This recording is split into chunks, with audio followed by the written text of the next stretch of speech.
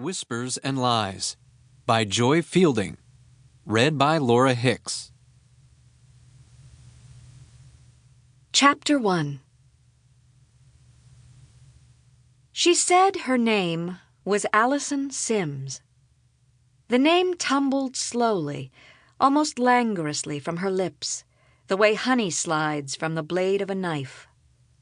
Her voice was soft, tentative, slightly girlish, although her handshake was firm, and she looked me straight in the eye. I liked that. I liked her, I decided, almost on the spot, although I'm the first to admit that I'm not always the best judge of character. Still, my first impression of the amazingly tall young woman with the shoulder-length strawberry blonde curls who stood tightly clasping my hand in the living room of my small two-bedroom home was positive. And first impressions are lasting impressions, as my mother used to say. "This is a real pretty house," Alison said, her head nodding up and down, as if agreeing with her own assessment, her eyes darting appreciatively between the overstuffed sofa and the two delicate Queen Anne chairs, the cushioned valances framing the windows, and the sculpted area rug lying across the light hardwood floor. "I love pink and mauve together. It's my favorite color combination."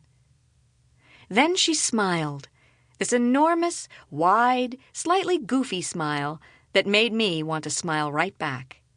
"I always wanted a pink and mauve wedding." I had to laugh. It seemed such a wonderfully strange thing to say to someone you just met. She laughed with me, and I motioned toward the sofa for her to sit down.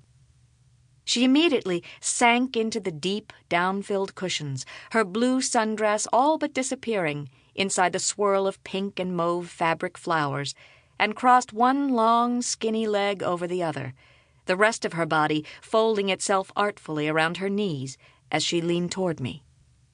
I perched on the edge of the striped Queen Anne chair directly across from her, thinking that she reminded me of a pretty pink flamingo.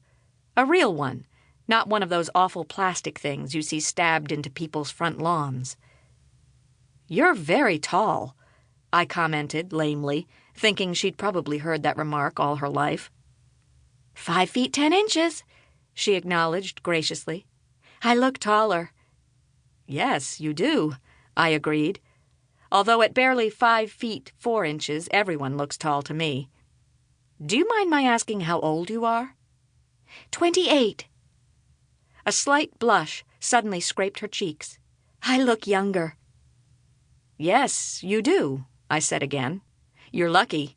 I've always looked my age." "How old are you? That is, if you don't mind." "Take a guess." The sudden intensity of her gaze caught me off guard. She scrutinized me as if I were an exotic specimen in a lab, trapped between two tiny pieces of glass under an invisible microscope.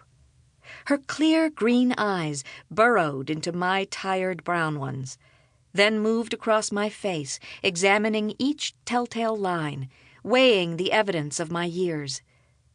I have few illusions. I saw myself exactly the way I knew she must, a reasonably attractive woman with good cheekbones, large breasts, and a bad haircut. "I don't know," she said. 40? "Exactly." I laughed. "Told you." We fell silent, frozen in the warmth of the afternoon sun that surrounded us like a spotlight, highlighting small flecks of dust that danced in the air between us like hundreds of tiny insects. She smiled, folded her hands together in her lap, the fingers of one hand playing carelessly with the fingers of the other. She wore no rings of any kind and no polish, although her nails were long and cared for. I could tell she was nervous. She wanted me to like her. "Did you have any trouble finding the house?" I asked. "No. Your directions were great. East on Atlantic, south on 7th Avenue past the White Church, between 2nd and 3rd Street. No problem at all. Except for the traffic. I didn't realize that Delray was such a busy place."